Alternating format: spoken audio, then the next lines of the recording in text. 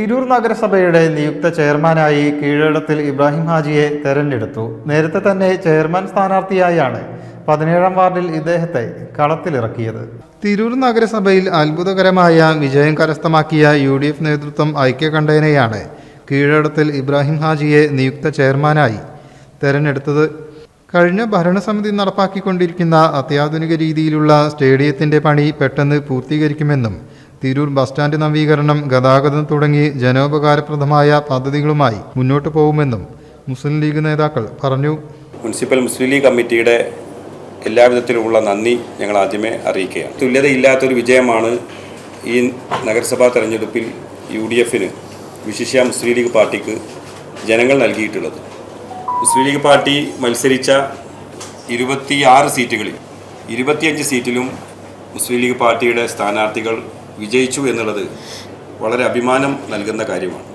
അതുകൊണ്ട് തന്നെ ഈ വിജയത്തിൽ ഒരിക്കലും അഹങ്കാരികളായി മാറാതെ ജനങ്ങൾ നൽകിയ മാൻഡേറ്റ് അത് തീർച്ചയായും ജനങ്ങളോടൊപ്പം നിന്ന് അവരുടെ ആവശ്യകതയും ഈ നാടിൻ്റെ വികസനവും ഒരേപോലെ കണ്ടറിഞ്ഞ് തൊട്ടറിഞ്ഞ് മുന്നോട്ട് പോകും എന്നാണ് ഞങ്ങൾക്ക് പറയാനുള്ളത്.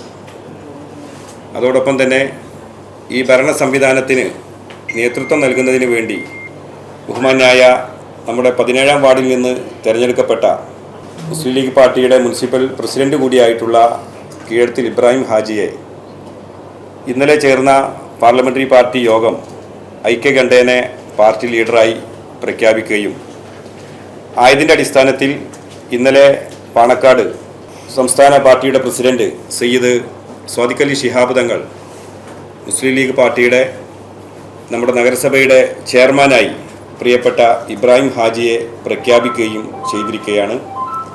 ആ വിവരം നിങ്ങളെ ഔദ്യോഗികമായിട്ട് അറിയിക്കുന്നതിന് വേണ്ടിയാണ് ഈ പ്രസ് മീറ്റ് വിളിച്ചിട്ടുള്ളത്.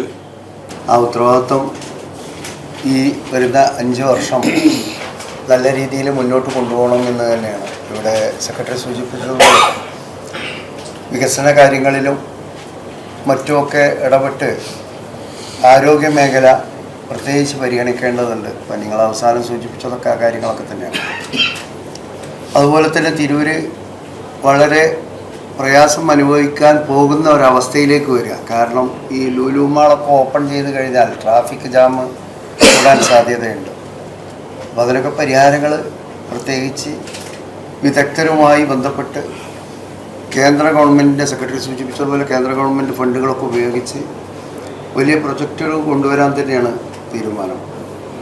കാരണം എന്നെ സംബന്ധിച്ച് ഈ ടെക്നിക്കലായിട്ട് കൂടുതൽ പാണ്ഡിത്യം ഇല്ലെങ്കിലും ടെക്നിക്കലായിട്ട് ദീർഘകാലം പല വ്യവസായങ്ങളും പല സംരംഭങ്ങളും കൊണ്ടുവന്ന ആളാണ്. അപ്പോൾ അതിൽ ചില കാഴ്ചപ്പാടുകൾ എനിക്കുണ്ട് എന്നുള്ളത് അറിയാം. അപ്പോൾ ആ രീതിയിൽ അത് മുന്നോട്ട് കൊണ്ടുപോകാൻ വേണ്ടി സഹായിക്കണം. അതിപ്പോൾ മാധ്യമപ്രവർത്തകരെന്ന നിലയിൽ നിങ്ങളും അതിന് കൂടെ ഉണ്ടാവണം. അതുപോലെ Keezhadath Ibrahim Haji, PV Samad, AK Saidalikutty, KP Hussain, advocate Naseer Ahmed, Bava Chembra, VP Saidalavi Haji, K Noushad, C Jauhar തുടങ്ങിയവർ സംസാരിച്ചു. അതേസമയം കോർപ്പറേഷൻ മേയർ, മുനിസിപ്പാലിറ്റി ചെയർപേഴ്സൺ തെരഞ്ഞെടുപ്പുകൾ ഈ മാസം 26-ന് നടക്കും. ഗ്രാമ, ബ്ലോക്ക്, ജില്ലാ പഞ്ചായത്ത് അധ്യക്ഷ സ്ഥാനത്തേക്കുള്ള തെരഞ്ഞെടുപ്പ് 27-ന് നടക്കും. News bureau, Tirur. ഏവർക്കും ബ്രൈഡൽ ക്രാഫ്റ്റിന്റെ ക്രിസ്തുമസ് പുതുവത്സരാശംസകൾ. Bridal craft, the wedding mall, Pan Bazaar, Tirur.